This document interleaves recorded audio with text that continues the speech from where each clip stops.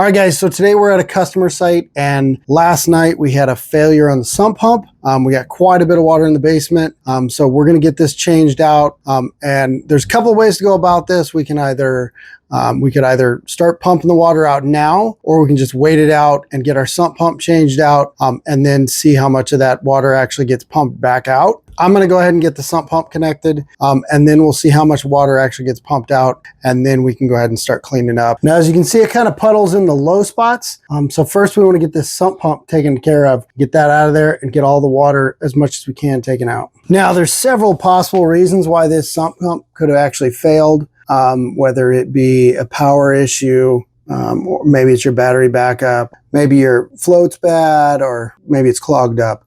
I've got another video on that just up here in the top right hand corner. I'm going to click on that, but I know that this one is actually bad. I've been out here before to troubleshoot it, and this time I'm just going to replace it. So right now we're going to go through how to replace this, but if you're not sure if it's bad or not, make sure you check out this video up here, and it'll go through some basic troubleshooting steps. All right, so now that I know our power is disconnected over here, we're going to go ahead and pull our sump pump out of here.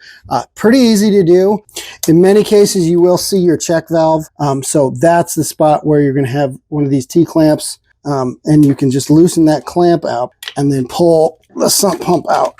So again, each setup's going to be a little bit different, but as you see, the check valve is down there for me. So I'm probably going to have to actually rebuild all this to fit in here. It gets connected back up to that. All right, for a replacement here, we just picked up this Barracuda primary and battery backup pump kit.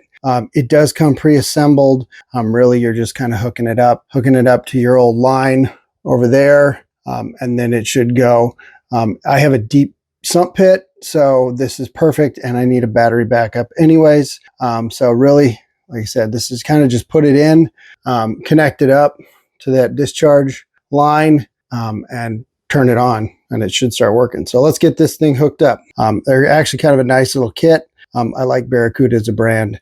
So like I said, I'll put some links in the description. All right, so in here we have our battery backup box. It doesn't actually come with the battery, so that is good and important to know. But you have the ability to still run it even if you don't have the battery in it. Set this off to the side. As you see, it is pre-assembled. So now the other things I picked up for this, 2-foot piece of PVC, 1.5, that's just going to go on top here, as I knew this would sink down in the pit. And then here as well, that'll need to catch onto this, and I've got a corner as well. So I'll put PVC in here, and I'll turn that corner, and then I'll connect it up to here. But like I said, first I want to go ahead and put the PVC on here, because I know if I drop this down in, it's going to sit on top of it. This is going to be completely submerged in the pit, and I need to have some PVC coming out of it. So I can go ahead and glue a piece of the PVC on there now. Now I have a PVC cutter, so I'm not going to worry about cutting this beforehand. I'm just going to get this glued. Again, I'm going to glue both sides of it. Get some glue on there. Glue the pipe as well. And just push that in there, twist it. You want to hold this for about 30 seconds. Just to make sure it doesn't move. And it'll harden up pretty quick. So just hold it.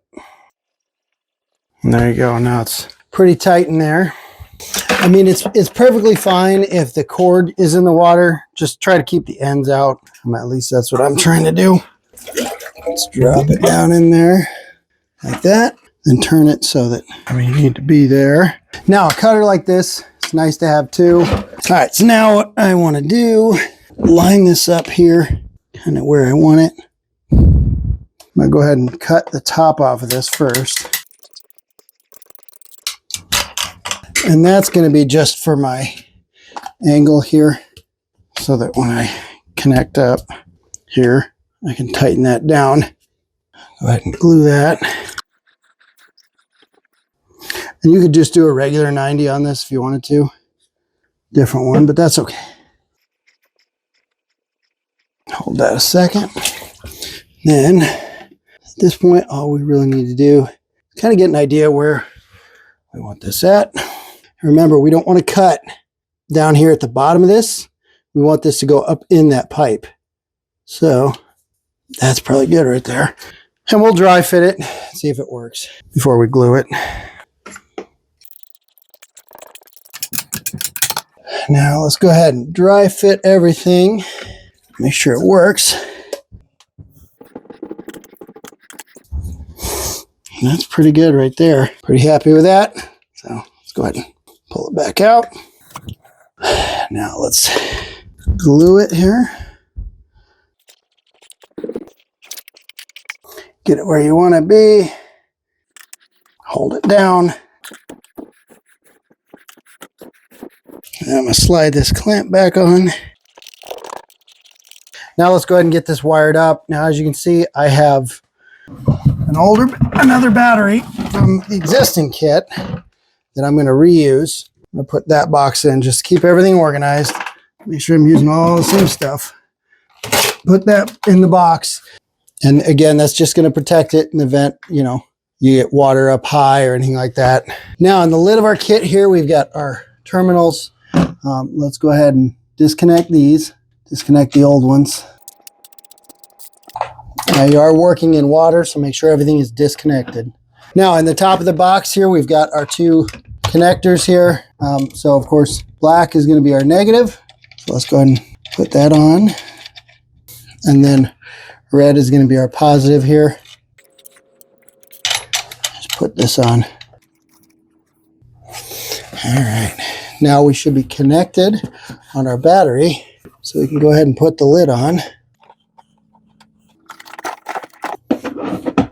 And that'll just snap right down on top of there. All right. So we have our connections here. This is going to be for the float switch. It's going to get plugged in right here on the battery backup. Only one that'll fit. And then we also have another connector here, which is for the pump. And again, only one's going to fit. It's going to fit in a certain spot. So we're going to plug that in there. That's for our battery backup. Now, in here we have the actual pump. So let's get that plugged in. Now, there should be a bag that comes along with it. You should have basically a charging cable here. So let's go ahead and plug this in as well. And that's going to go right on the side of the board here. There's a little spot where that gets plugged in. Let's plug that in. You really only need one outlet down here to handle all this. It gets plugged in together. And then I plug that in like that. See your battery light up. Go ahead and hit mute.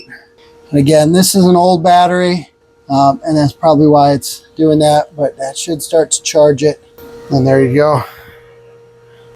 And there you go. As I see, it's starting to pump. Let's go ahead and see if everything's coming out the outside. And as you can see, we are getting water out here.